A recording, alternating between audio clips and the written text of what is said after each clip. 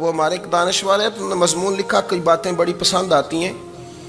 وہ کہتے ہیں کہ میری اہلیہ، ان کو بھی کسی نے نا مس گائیڈ کر دیا تھا، حالانکہ اچھی خاتون ہے، کسی نے مس گائیڈ کر دیا، تو وہ بھی سماجی اور ویلفیئر اور یہ خواتین کو شوق ہوتا نا بننے کا، تو وہ بھی سماج کے اندر اچھا مقام تلاش کرنے کے موڈ میں آ گئی۔ تو کہیں ایک دن جانا تھا تو بڑی بن سنور کے میرے ساتھ وہ گاڑی میں بیٹھ گئی۔ تو میں گاڑی میں، عورتوں کو یہ بھی مسئلہ ہوتا ہے نا کہ ہماری تعریف کرو، تو کئی دفعہ بعض مردوں بیچاروں کو جھوٹ بولنا پڑتا ہے، تو زبردستی کراتی ہیں نا جی۔ تو اس میں گنجائش بھی دی ہے شریعت نے گنجائش دی ہے کہ کبھی بیوی کو راضی کرنے کے لیے خلاف واقعہ بات کرنی پڑے تو کر لینی چاہیے، تو وہ کراتی بھی ہیں۔ 3 موقع پر خلاف واقعہ بات کرنے کی اجازت ہے، واقعے کے خلاف بھی آپ بات کر سکتے ہیں۔ جنگ کے موقع پر 2 لوگوں کو صلح کرانے کے لیے اور بیوی کو راضی کرنے کے لیے کر لیں کوئی ایسی بات، بے شک اپنی طبیعت پہ جبر کر کے کر لیں، گنجائش ہے، اجازت ہے۔ تو وہ کہتے ہیں جب وہ گاڑی میں میرے ساتھ بیٹھی بن سنور کے، تو وہ تقاضا کرنے لگی کہ میں نے مطلب بڑے اچھے کپڑے پہنے ہیں پر آپ نے توجہ نہیں کرائی۔ وہ سیاںا بندہ تھا، وہ چاہ رہا تھا کہ میری خاتون سمجھ جائیں۔ وہ کہتے ہیں مجھے پتہ تھا کہ بیچاری مس گائیڈ ہو گئی ہے، دل کی بڑی اچھی ہے، سیاਣੀ ہے، لیکن اس کو نا کچھ خواتین نے، کچھ لوگوں نے مل کے اس کو ذہن غلط کر دیا ہے کہ سماج میں نکلو، باہر جاؤ، کام کرو، فلاں کرو، اپنی مرضی سے جیو۔ تو میرے ساتھ گاڑی میں بیٹھی کہیں جانے کے لیے، تو مجھ سے کہنے لگی کہ آپ نے میری طرف توجہ ہی نہیں کی، آپ نے کوئی ذکر ہی نہیں کیا کہ میں کیسی لگ رہی ہوں۔ تو وہ کہتے ہیں میں نے اسے کہا کہ اگر تو ناراض نہ ہو تو پھر میں صحیح والی تعریف کر دوں۔ تو اس نے کہا کہ آپ کر دیں۔ تو کہتے ہیں میں نے درد سے اور خلوص سے اپنی بیوی سے کہا، خلوص کے ساتھ میں نے کہا میں تو روز گھر ہوتا ہوں، روز شام کو گھر ہوتا ہوں، اگر تو میرے لیے تیار ہوتی تو میں تیری تعریف کرتا، لیکن آج تو باہر جانے کے لیے تیار ہوئی، تو پھر ان سے تعریف کی امید رکھ جن کے لیے تو نے تیاری کی ہے۔ میرے لیے تیاری کرتی تو میں تو ہر شام تیرے پاس ہوتا ہوں۔ کہتے ہیں میرے لفظوں میں درد تھا تو وہ بھی رو پڑی، اور کہنے لگی آپ گاڑی روک دیں، مجھے باہر جا کے کسی کو راضی نہیں کرنا، میں نے اسے راضی کرنا ہے جس کو رب کریم نے میرا شوہر بنایا ہے اور میرے لیے منتخب کیا ہے، میرے ماں باپ کو۔ میں واپس لوٹتی ہوں۔ یہ ایک پہلو ہے سلگتا ہوا، اس کو سمجھا جائے۔ عورت کو ویسے بھی قابو کرنا بڑا آسان ہوتا ہے۔ اعلیٰ حضرت بریلوی رحمۃ اللہ علیہ فرماتے ہیں بیٹیاں نازک شیشیاں ہوتی ہیں، ان کو تو ذرا سی چوٹ لگے تو ٹوٹ جاتی ہیں۔ دیکھیں کتنا بڑا جملہ کہا بریلی کے امام، نازک شیشیاں ہیں، ذرا کوئی آدمی گمراہ کرتا ہے، ذرا خراب کرتا ہے۔ اب دیکھیں نا، یہ جو بچیوں کو بچے مس گائیڈ کرتے ہیں، انہیں بڑے بڑے خواب دکھاتے ہیں، وہ بیچاری ماں باپ کو چھوڑ کے، بہن بھائی کو چھوڑ کے اس کے ساتھ شادی کرتی ہے، پھر جو اس کا بعد میں حشر ہوتا ہے، آپ ادلیاں نو سردار پہن تکے تے شرما والیاں نو جھوٹے ڈولیاں دے۔ پھر وہ بیچاری ماں باپ رکھتے نہیں، وہ ظلم کرتا ہے، تو کتنی بڑی تکلیف میں وہ بچی آ جاتی۔ نازک شیشی ہوتی ہے نا تو ٹوٹ جاتی۔ یہی حال اب جدید خواتین اور یہ جو کچھ اینکر پرسن ہیں، یہ اصل میں نا یہ آپ کو سیاست سکھاتے ہیں، لیکن یہ مادر پیدر آزاد لوگ ہیں، بالکل آزاد۔ یہ تو علماء شور نہ کریں، بات نہ کریں، گفتگو نہ کریں، مشائخ بات نہ کریں، اور یہ جو کچھ سنجیدہ اور دینی طبقہ ہے یہ کوئی شور نہ کرے، یہ تو روڈوں پہ ننگے ہو کے آ جائیں معاذ اللہ۔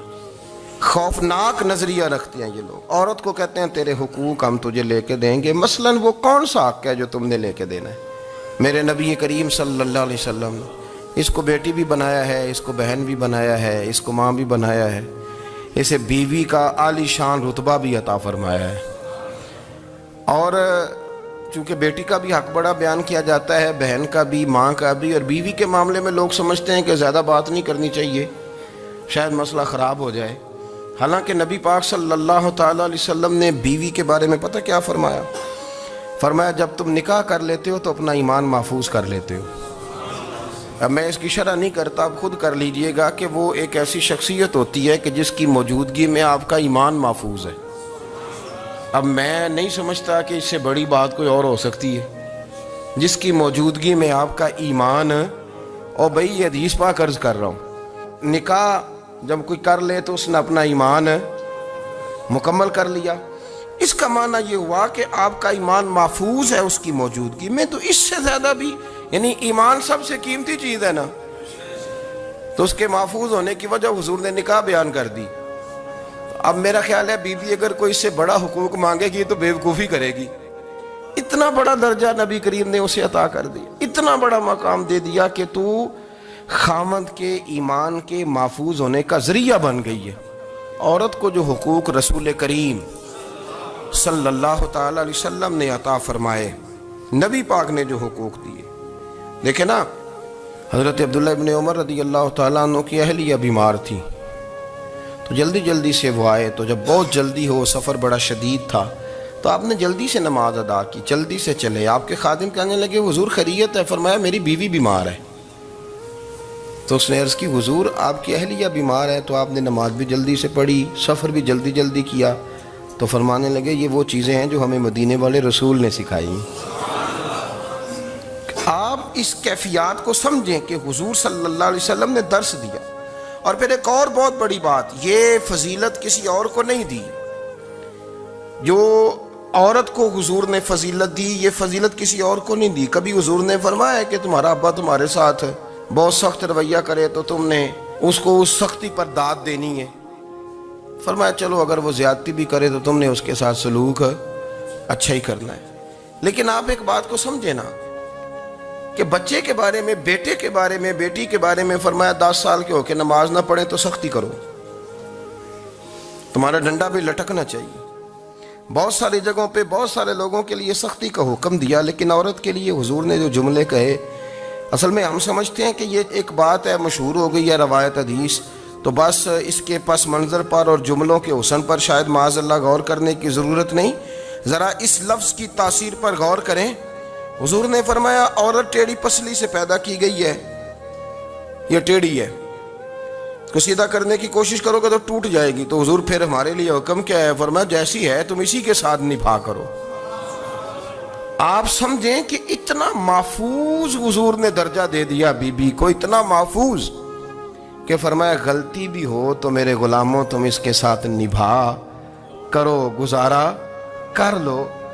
کو کیا اور حق چاہیے عورت کو، جس کو اس کی غلطیوں سمیت نبی پاک نے قبول کرنے کا حکم دے دیا کہ اس کی کمزوریوں سمیت قبول کر لو۔ اب اس کو اور کیا، کوئی کمزوریوں سمیت قبول کرتا ہے؟ کبھی آپ دکان پہ بیٹھے ہو تو آپ کہیں بھی اس میں یہ بھی غلطی، میرے مال میں یہ بھی کمزوری ہے، یہ بھی کمزوری ہے، یہ بھی کمزوری ہے، تو کر لے قبول؟ کرتا ہے کوئی شخص ایسا ہو جو کسی چیز کی کمزوریاں بیان کر کے کہ اسے قبول کرو؟ پر رسول کریم صلی اللہ تعالی علیہ وسلم نے نا ہمیں سبق دیا، حضور نے ہمیں درس دیا، نبی پاک نے ہمیں پیغام دیا۔ فرمایا یہ ٹیڑھی ہے، سیدھی کرنے کی کوشش کرو گے تو بیچاری ٹوٹ جائے گی، تو اس کے ساتھ نبھا کر جاؤ۔ آپ میری بات کو سمجھیے گا۔ چلیں میں اس پر ایک اور بخاری مسلم کی حدیث پڑھتا ہوں۔ حضرت سلمان فارسی رضی اللہ تعالیٰ عنہ اور حضرت ابو درداء کے درمیان بھائی چارہ تھا۔ مکے سے مدینے جب لوگ آئے تو حضور نے بھائی بھائی بنایا تھا، ان کے درمیان بھائی چارہ تھا، تو ابھی پردے کی آیات نازل نہیں ہوئی تھیں، تو لوگ ایک دوسرے کی طرف جاتے تھے۔ حضرت سلمان فارسی رضی اللہ تعالیٰ عنہ حضرت ابو درداء رضی اللہ تعالیٰ عنہ کے گھر میں تشریف لے گئے تو دیکھا کہ ان کی بیوی بڑی غمگین بیٹھی ہیں۔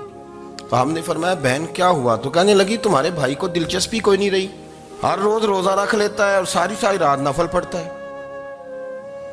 حضرت سلمان فارسی کہنے لگے ٹھیک ہے کر لیتے ہیں بندوبست۔ نماز دین ہے کہ نہیں؟ دین ہے نا یہ چیزیں۔ لیکن حضرت سلمان فارسی جناب ابو درداء سے کہنے لگے آج میں نے تیرے گھر میں رہنا رات کو، کیونکہ وہ تو ساری رات نماز پڑھتے تھے، نفل پڑھتے تھے۔ انہوں نے کہا ٹھیک ہے، ایک بستر لا کے بچھا دیا حضرت سلمان فارسی کے لیے۔ سلمان فارسی فرمانے لگے دوسرا بھی لا۔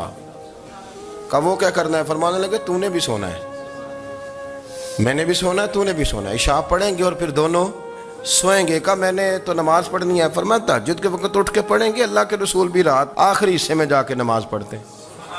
ادھر ساتھ سلا لیا، وہ تھوڑی کو دیر سوئے، اب عادت تھی ساری رات اٹھنے کی۔